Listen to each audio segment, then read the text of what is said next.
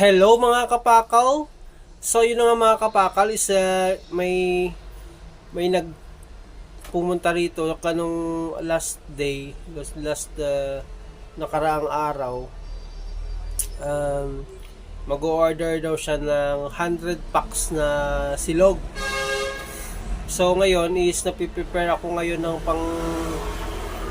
piniprepare ko na yung mga pangangailangan ko sa aking silog. Then yan, yung itlog is 2 trays yan, bali mga 60 pieces, 60 piraso, pero kulang pa tayo ng mga 3 tray pa kasi kailangan natin magpasobra kasi may mga walk-in tayo na order. Then bumili na rin tayo mga kapakal ng ayan, yan yung mga styro natin, no? For Sunday. Yan. Kailangan natin ng preparation dahil ang kailangan ko is ma-meet ko yung ganong karaming stock dahil may mga pa isa-isa kasi na pupunta rito sa akin ngayon nag-dine in. So kailangan ko ng maraming stock. Umorder na ako ng isang sakong 25 kilos. Papadeliver na yun bukas, tapos 2 tray, tapos 2 pang 1.5 na mantika. So bumili na ako ng yan yung mga yan, bumili na ako niyan.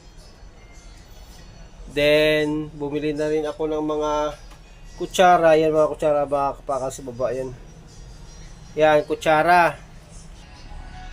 So yun nga mga kapakal, is bumili na rin ako ng ating yan, fried garlic para sa ating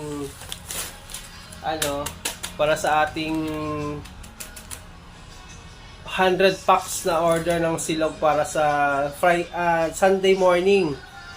So yan, natin yung rep natin is yan. Bumili na rin tayo mga kapakal ng 2 pack ng hotdog. Yan mga kapakal. Yan, 2 pack. Then may veggies na rin tayo dito, no? Yan, naka-prepare na yan mga kapakal. So kulang pa yan siya, kulang pa yan ng, basta marami pang kulang dyan yan yung mga stock natin. Kulang pa yan. So bibili tayo bukas.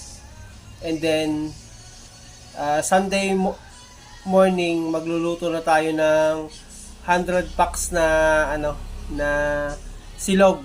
Man. So yun lang mga kapakal, may order tayo ng silog mga by Sunday.